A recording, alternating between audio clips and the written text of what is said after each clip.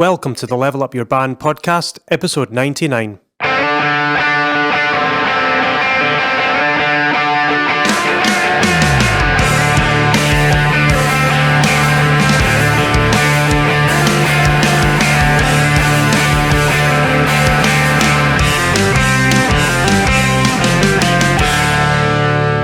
Hello, and welcome back to the Level Up Your Band podcast. My name is Gavin Patterson, and I'm with Julian Pombo. Hello. It's been a long time. It's probably been more than that, actually. It's been like 7 weeks, maybe. Something like that. Since we've recorded an episode. Yes. So a lot has happened. It's a new year now. Yep. Christmas, New Year, all done and dusted. COVID, you name it. Yeah, COVID's still a thing. Yeah. That's a shame. So the last 5 episodes, if you have been paying attention, have been the top 5 most listened to episodes in order. So 1, 2, 3, 4, 5. So I started with the most listened to because I don't know, I just did. Controversial. Yeah. It was quite baffling that the top 3 most listened to episodes were all in the same series. It was the drums, bass, and guitar. Yeah, how to what was it again? Just like how they work and stuff. How to drum, how to bass, how to guitar. Bass, how to guitar. Yeah. And there was the Liam Shortall interview, and last week's was the how to listen to your own music, which was quite a good episode, actually. It was one of my favourite ones. I was like, how to critique your own music, remaining unbiased and all that's fun. But this is the penultimate episode 99. So Julian thought it would be funny to name it "How to End a Project." Yeah. So we were trying to think of something, and then this was just—it's so obvious, It's just like how do you? This project's coming. We're wrapping it up, and it's like, well, and bands end all the time, Yep. It's just a natural thing that happens. Band ends, a new band starts. It's a cycle. It's the circle of life. Certainly is. It sure is. And it's very tempting. It's just a thing, like when you start a band and your first thought is just like, oh, I'm just gonna be playing with my bros forever and ever and ever. It's gonna be great. But that's so rare. That hardly ever happens, really. I can think of 1 or 2 cases, but even then, the original band is not there. No, Queen's playing with a hologram. Yeah.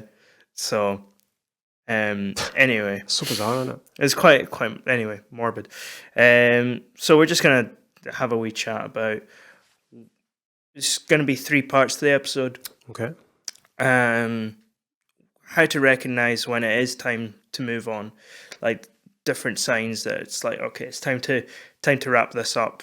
I don't think we're gonna create anything meaningful out of this anymore. Right. And then how to actually close off the project.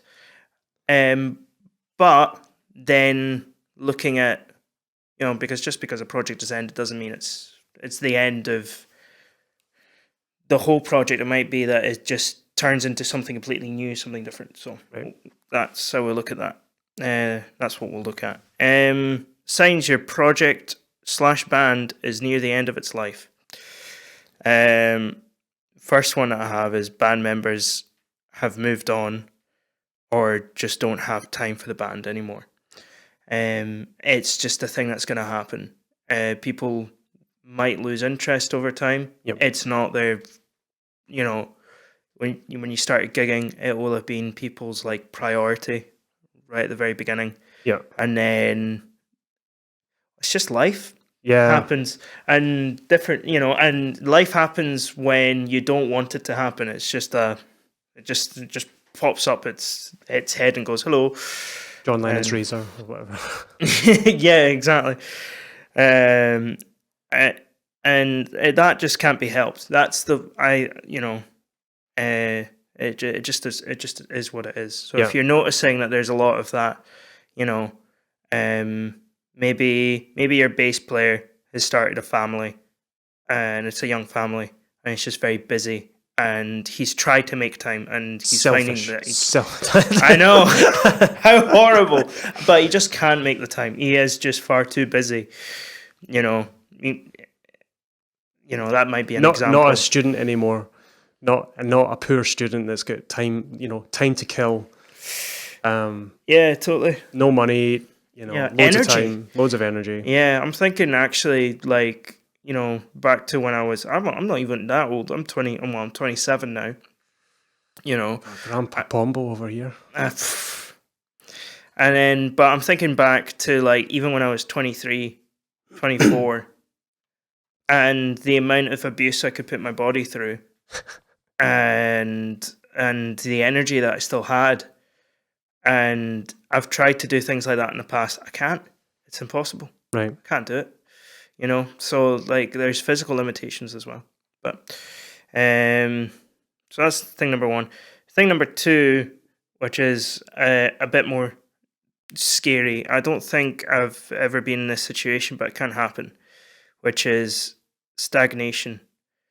All the music starts sounding the same. I've seen bands that I can think of bands that are still gigging, who are still writing music. Yeah. And they just deny it.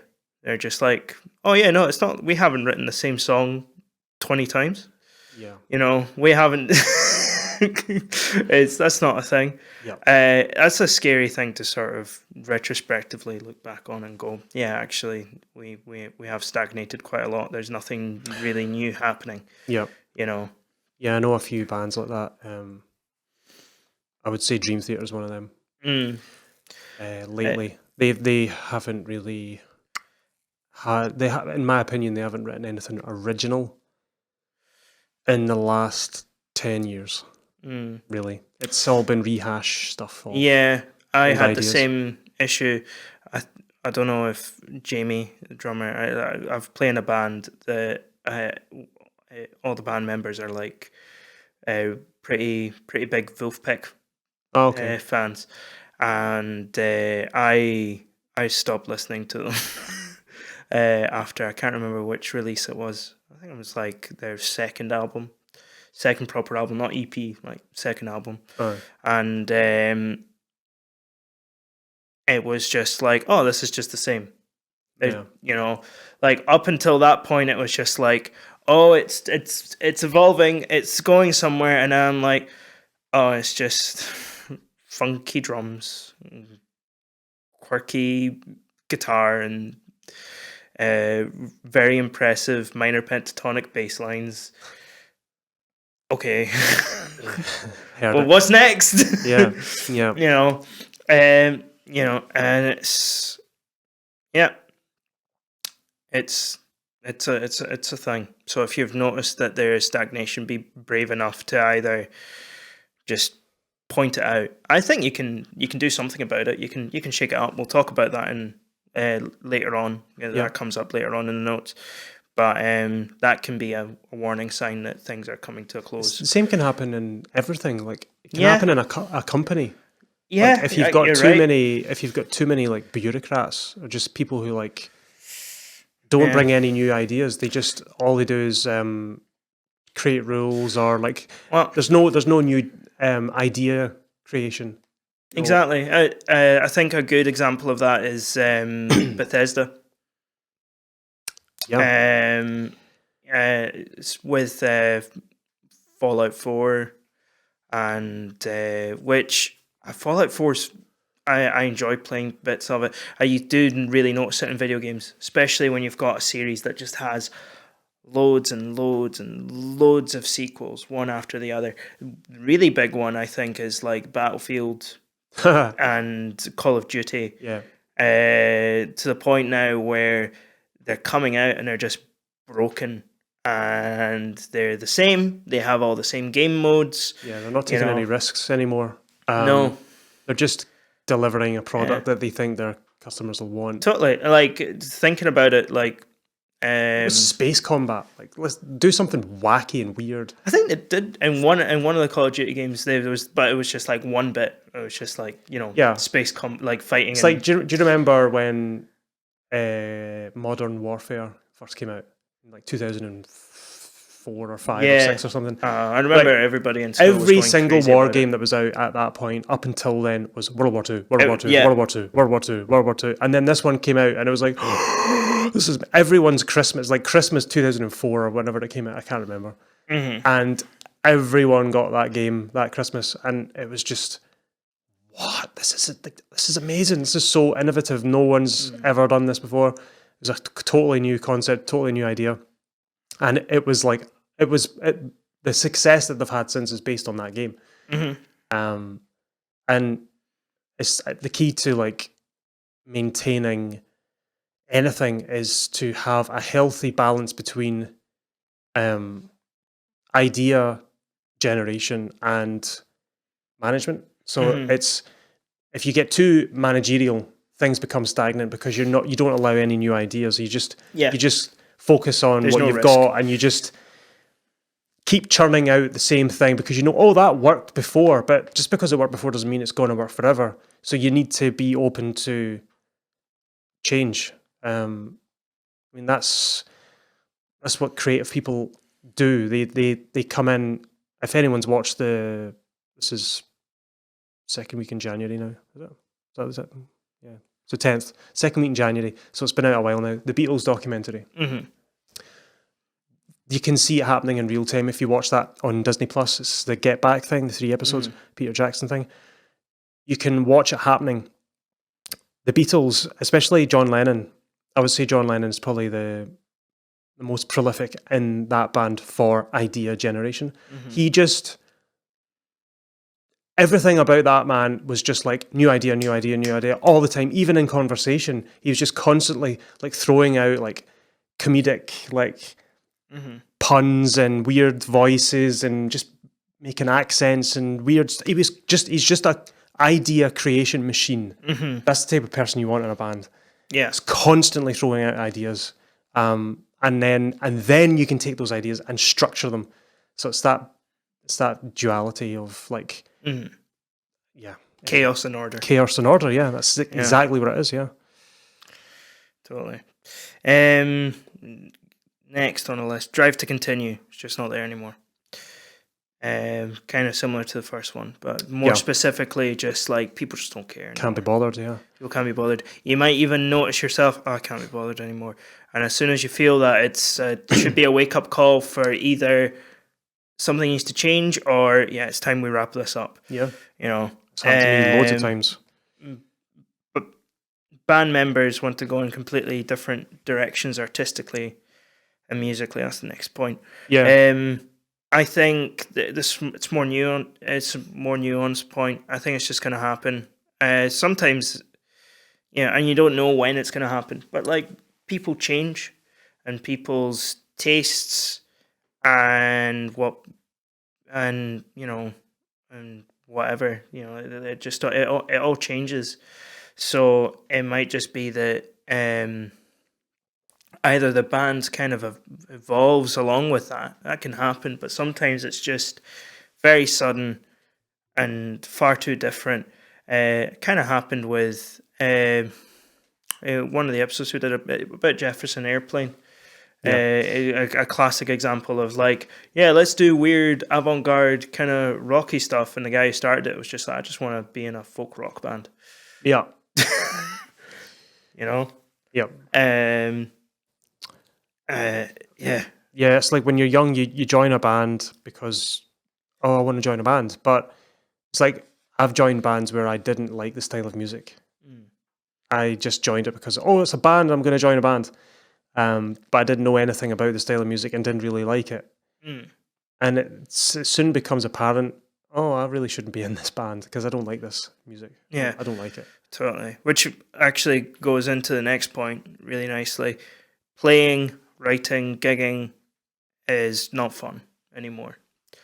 You know, I think at some point, you know, I'm even thinking like, I like gigging, I like touring, I'm not going to give up playing, I'm not going to give up writing, but at some point I would like to retire from gigging and touring because it's tiring. But some people just get tired of that kind of lifestyle really, really quickly. Right. Other people don't. You know, there's who was it? I don't know if he's dead now. Jazz saxophone player. What's his name? Crap, I forgot. Really what era are we talking? Like bebop. Like he would be probably in his 90s now, but like he Coltrane? was still. Coltrane? No, not Coltrane. Coltrane is. Is he a sax player? He is. He was a tenor sax player, but he's very dead. He's very dead, yeah. Yes, somebody else I'm thinking of who, at the time, I don't think he's still alive. Sonny Rollins. Sonny Rollins is a sax player. I'm pretty sure. I'm sure Gavin can fact check. You can fact check me after this. I don't know if you feel like it. I think so. 4 years in a jazz degree, and I don't know any prominent jazz musicians. It's terrible. Anyway, but he was gigging up until like well into his 80s. Right. And because that some people like they just live for that, and that's great. But I know that I have a best before date on that. I don't think I do, because I get refreshed by playing gigs. I think playing gigs is like I don't get tired. I get tired from not playing gigs. I'm the opposite. See, lockdown was a disaster area for me. Yeah. Like when I was back to playing gigs again, I feel refreshed. It's like even just over Christmas, the break, when I had a small illness over the Christmas break. I missed a couple of gigs. Well, I missed one gig.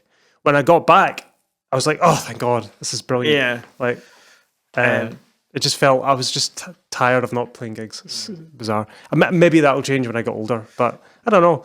I know some folk who are in their 60s. And still playing, totally. Some people just don't have a shelf life. They just keep going. I hope it keeps going because I enjoy enjoying it. I mean, like, don't get me, like, that's what I'm saying. Like, I enjoy playing. It's just the whole lead up to gigging and things like that. It can get a bit. It just, for me, it can just get a bit tiring. Like I see gigging and playing as two different things. One of them for me is working, and the other one's like I sit at home or I go to a studio and I play tunes with pals. I've never seen playing weddings or gigs or whatever as work. Never, ever, ever, ever, ever. I'm basically being paid to have fun. That's how I see it. I mean, it's fun, but I still make that distinction between the two of them. You know, I don't see this what I do as a job. Recording bands and gigging. I've never seen it as a job. I think it's awesome. I'm just like, I think, but I guess it just depends on how you define job and whatever. You know, it's because I worked on a farm. Yeah, 2 or 3 days a week. I've never had a real job like 10 years. That's hell. Yeah, in the middle of winter, -8 and freezing cold and pitch black. No. Yeah, I'll take this any day. Anyway, so what's next? That's like, that's another thing to watch out for. It's that drive to continue. Well, figure out what, because obviously you're a musician. You once liked it, so what made you like it? What made you like it? Yeah. So that's one way to figure out. And if it is just like I'm tired, I'm just done. That's okay too. It's just coming to terms with that. You know? Yeah. Cool. So, some practical things to think about when you do decide band's going to stop. You don't want to just stop the band and be like, we're not a band anymore. That's it, done. It's like that's not how it works. Right. I feel like it should be more of a process. So the first part of the process is to talk to everyone else and see how they feel about it. Yeah. Because if you bring it up and then somebody goes, I feel the same way, and then all of a sudden it's like, yeah, and then all of a sudden you're in a room and you're all going, yeah, we should just wrap it up. Yeah. You know, don't do a George Harrison and be like, well, I think I'm going to be leaving the band now, and then just walk out. That's literally what he did. Wow. Yeah, they were just talking about like just random stuff, gigs and stuff, and then he just kind of interjects and goes, well, guys, I think I'm going to be leaving the band now, and then what was his expression was like, see you around the clubs, and then just walks out the door. See you around the clubs. Oh, man. Yeah, don't do that. Yeah. Don't just casually I don't want to be in the band, or I think the band should end. I mean, I experienced like some folk are like, oh, I'm done with this, but I know I've got a couple of gigs. I'll do them. I'll see them out, and then there you go. Yeah. Right. So that leads on to the next bit. Right. Once you have decided band needs to stop, make a timeline of how the band is going to, rather than just like all hot-headed, like, yeah, no, band's stopping. Be like, right, how is it going to stop? What are we going to do? Make preparations. So, how are you going to announce this to people? How many gigs have you got left in the calendar? Are you projected to get some more? Are there some venues that have booked you for way in advance maybe, and you're like, I really want to end it before then. See what you can do, let those venues know, instead of just they email you and you're like, oh yeah, we're not a band anymore, sorry. That kind of happened to us, but not from. It was the other way around. It was a wedding, and the bride and groom had split up and didn't tell us, and we hadn't heard anything from them. We got like the contract and all that, and we messaged them a week before, like, just checking everything's all cool, all good. What time do you want us to arrive? Just we know what time to arrive. We're just trying to touch base. Like, is this still okay? And they got back to us like, oh yeah, the wedding's off. It's been off for like 6 months. Sorry, we didn't tell you. Oh, okay. See you later. Just as well. You don't want to go and like put venues out. Oh yeah, we're not a band anymore. Sorry. Bye. They've just sold like 50 tickets or something for an event to go and see a band that doesn't exist. That's not cool. Yeah, exactly. And you need to think about ongoing reputation. Like, you're not, like, a band is made up of individuals, and that venue is going to remember those people in that band suck because they just, like, they were supposed to put on a show and they just went, oh, we're not playing anymore, bye. Like, that's just bad. Yeah, because bad etiquette. If you join another band later on and come back, you've got that reputation a little bit attached to you. Oh yeah, if your name's involved, totally, potentially. Yeah, and it takes a really long time for that kind of stuff to go away. Another thing as well is if you split up and maybe someone leaves, the person who's left dealt with all the emails, and nobody else dealt with the emails, and you just forget to, I don't know, take the account back, then you've got stuff potentially mounting up and you have no idea it exists because it wasn't handled by anyone. So you could have all the details for future gigs in someone's account, because, believe it or not, a lot of bands don't use band emails, they just use their personal emails. So it's like Jimmy Guitarist at Hotmail, and all the band's correspondence came through Jimmy Guitar.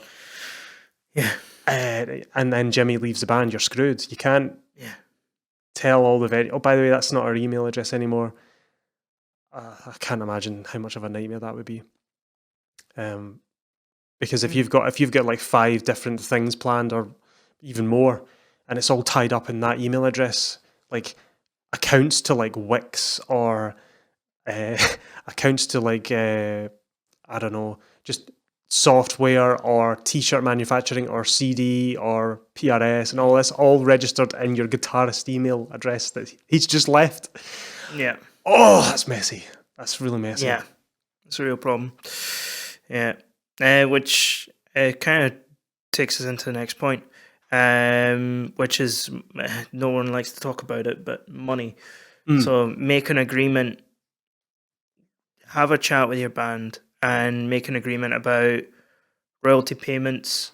You know, how long are you going to sell stuff for? How long are you still going to sell CDs for if you're going to sell CDs?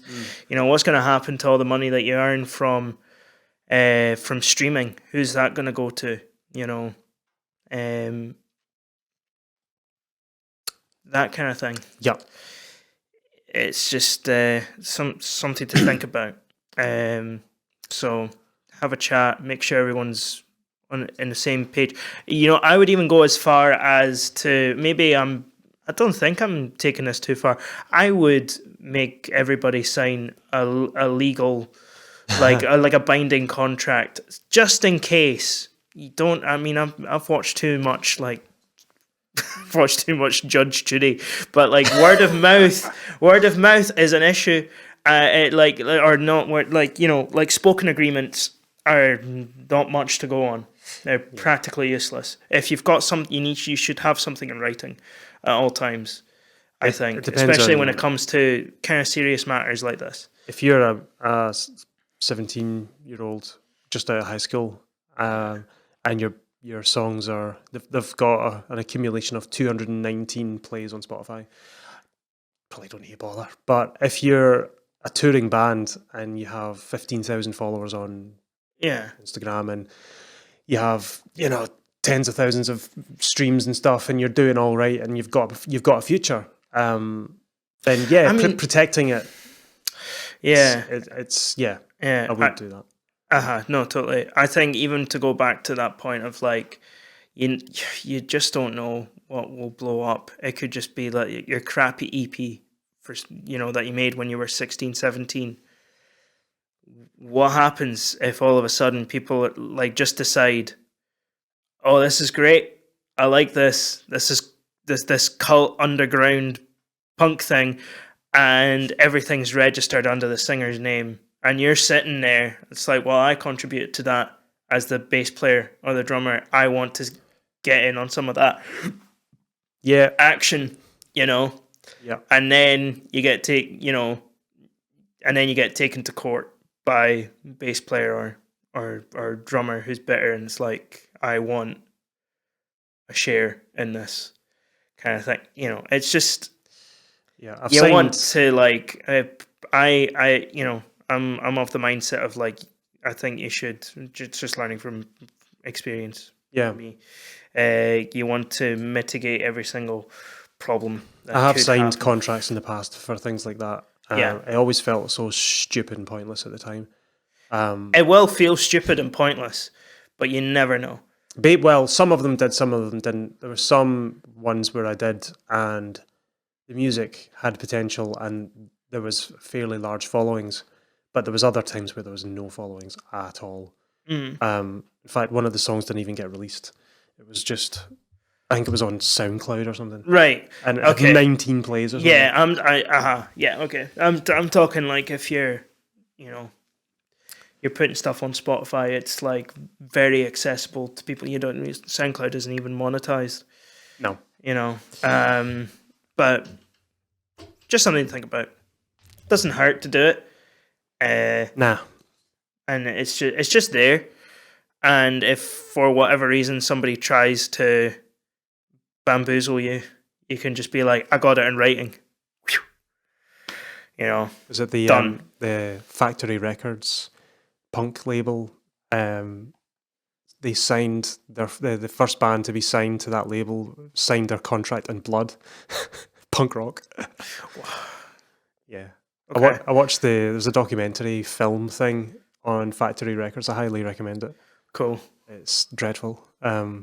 Just the shenanigans that went on. Right. Yeah. I was made to watch it at college. Uh-huh. Just because all of the college lecturers are born in the late 70s, so they are born in the mid 70s and grew up with all that crap. Right. Manchester and all that stuff. Cool.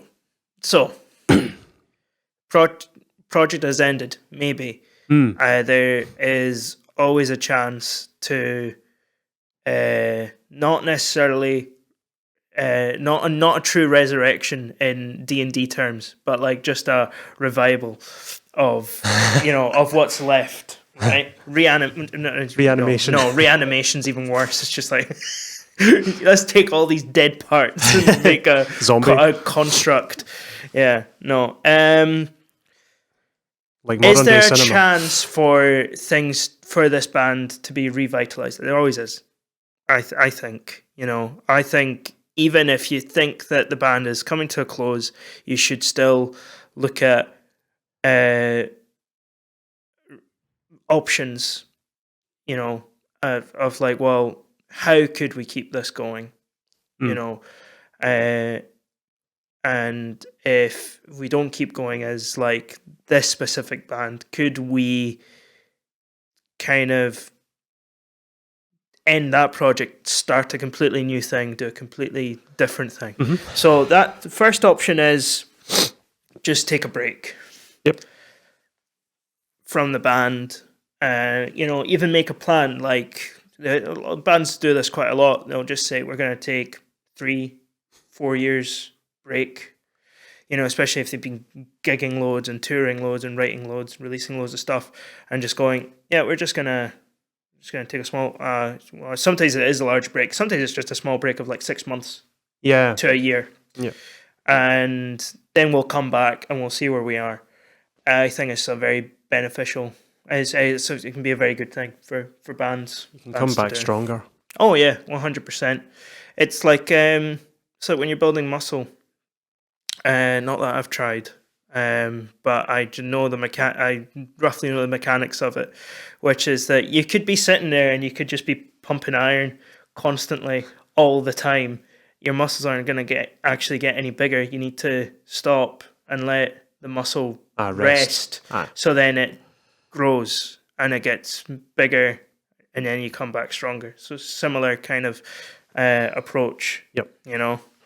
And then the other option you've got is just call yourself something else.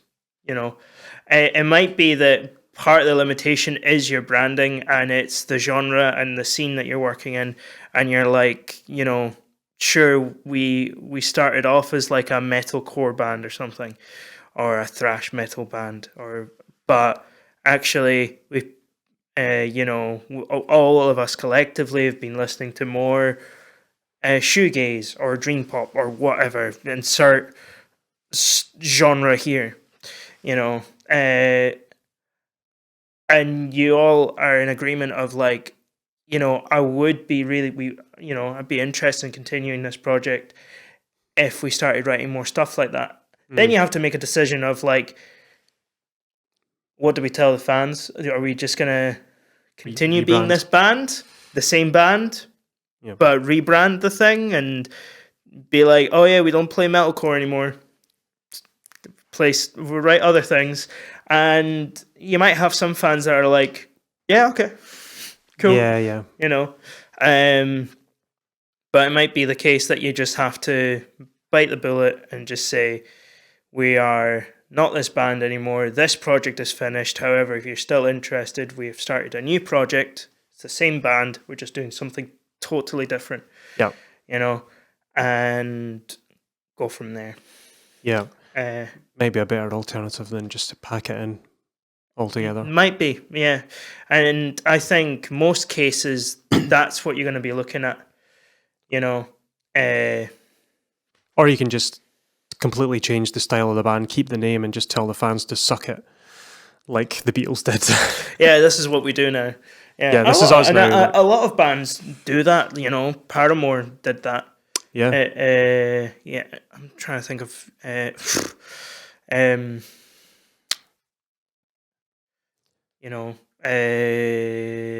yeah, Jefferson Airplane did that, but to their Jefferson detriment. Airplane, Jefferson Starship, and then just Starship. Yeah. Right? Yeah. Okay. Yeah. It was Jefferson Starship because they were like, we like sci-fi now. Sci-fi is cool. But we don't like Jefferson, so Starship. I can't remember what the whole thing was. I can't remember what the whole thing was. Starship. I think it was like a We legal built this city thing. on sausage rolls. I know a song. I'm just can't remember why it was just Starship. They couldn't keep the Jefferson anymore. Right. I think it was like a legal thing. Just funny. It's dumb. I hate that song too. But anyway, so that is. I mean, it is preferable to just packing the whole thing in. Sometimes it's just inevitable. You are just gonna pack the whole thing in, and then you go your separate ways, and you start new projects, or you move on to the next thing. But yeah, I think that if you can, it's better to try and work with what you've got and keep going. Well, because there's plenty of examples where people have done that, and it's been extremely beneficial. Mm-hmm. The best example I can think of is the Bee Gees. Go and listen to the Bee Gees 1960s, and then listen to the Bee Gees in 1970s, and then 80s, and then 90s, and it's like 4 different bands. They just they're like chameleons. They just sort of change. Yeah, I mean, David Bowie was the same. He just created totally different characters, and he was just like, I'm this character now. Yeah. I'm Ziggy Stardust. I'm the Thin White Duke. I am David Bowie, but not David Bowie, and that's how he did it. That's how he sort of kept it revitalized. I think it's different with like solo artists like that, but yeah. I'm trying to think of other bands that have kind of done the same, similar thing. No, ABBA just did the same thing. ABBA didn't change. No. Yeah, they released a new album and it's the same. Yeah, it's the same. Yeah. Except it's CGI. CGI performance. Has that happened yet? Where they were going to dress up in like motion capture suits. I saw that. Do the gig. I don't know if they did that. Remotely on Zoom or I don't know. How bizarre. It's like nobody wants to see us because we are old and fat, so we're gonna make like weird skin suit CGI things and dance animatronically. It's just bizarre. It's like, yes, we do want to see you. Yeah. Like the fan, well, not me, but the fans. I mean, like ABBA fans will want to see you. Yeah. Like imagine if Paul McCartney did that. Like, imagine if my mum, I think my mum would have been pissed if she turned up and it was like, I mean, it is Paul McCartney that's singing and playing. And yes, but he's sitting in his living room in his boxers. He's sitting, yeah. And it's just like, it's just like a 3D model of him. It's pathetic. It'd be weird. I don't quite understand that. It's like, it's revolutionary technology. Like, I don't care. Yeah. I don't care. Yeah. Great. Join the metaverse. Let's not. No. Let's not do that. Let's not talk about that right now. Anyway, so I hope that was useful. And I hope that if you are in a band and you're experiencing these issues, I hope you can work through them and hopefully come out the other side stronger. It would be a shame for any of you who are listening or in bands that are not working out, for the bands to not work out. It's not a nice feeling. But sometimes if the band isn't working out and you've just all agreed it's not working out, then there's no way we can make it work. Yeah. Then I'll wish you all the best with that as well. So yeah. Cool. Got very solemn there for a minute. Yeah. Minute silence for all the bands that have ended. Because they couldn't find a bass player because there's not enough of them. yeah. Supply and demand. Yeah. There's not enough bassists. Or drummers. We need to manufacture more bassists. I feel like, I don't know if you ever found that. I feel like I've met a drummer and they're always in like 5 or 6 different bands. Yeah, I've heard that, but And there's too many guitarists. I've not. Well, I've been in the same 2 bands now for too many years. I need to start branching out. It's just because, like, oh, do you want to be in this band? No. I don't listen to music. I don't know. It's a struggle. It is a struggle. It's a hard. It's like somebody coming up to you and being like, "Hey, you want to start a business?" Yeah. Like, it's a daunting task. Yeah. You know, I've done it like dozens of times before. Do I really want to do that again? Like, I think the older you get, the more you're like, oh, it's really got to be worth my time. Which is why when your band ends, you don't want it to just go down in flames. If you can salvage some bits and bobs of it, do it. Cool. And there's also the aspect of friendship. Like, you don't want to like piss everyone off and leave in a huff and then not be friends with anyone again, which everyone's probably experienced that at some point with bands. Okay then, I'm not going to talk to you ever again. Always happens when you're really young as well. Can do.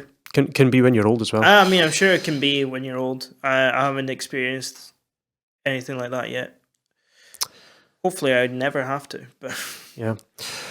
Cool. So that was episode 99. Mental. One more to go. Yeah, so next week will be our last episode. End of season 1. We'll see if there's a season 2 at some point in the future. Don't know. Might be. Don't know. It might be that the whole music scene has totally changed and we have to talk about, like, you know, playing in motion capture suits. Yeah.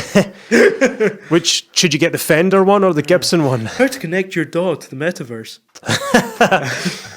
You joke, but... I joke, but I'm also really not joking. Yeah. Lizard Man Overlord. Getting the Zuck to approve your band for a metaverse gig. Yeah. Get that blue tick of approval. Anyway, so yeah, hope that was useful. Certainly would have been useful to me in a few situations in the past. How to avoid like messy breakups. Yeah. Cool. So as always, if you liked this episode and all the other episodes, go and give us a 5-star review, which you can now do on Spotify. Really? As of during the Christmas break. They released an update. It took them a while. I know. You can finally rate us on Spotify, not just Apple Podcasts. Oh my goodness. So go and give us a 5-star review. Is it stars on Spotify as well? It's stars, yeah. All right. So same as Apple. We've had the Apple one hasn't moved in a while. I think we've got 3 reviews. Amazing. Thanks so much. It means a lot. So if you've got Spotify, you can now... It's because most people listen on Spotify. It's like 80% of the people listening to this podcast listen on Spotify. So if you're a Spotify listener... That's a thing you can do now. Just do it. Do it. Yeah. That'd be really cool. And yeah, hope you enjoyed the episode, and we'll see you for the last episode next week. Bye-bye. Bye.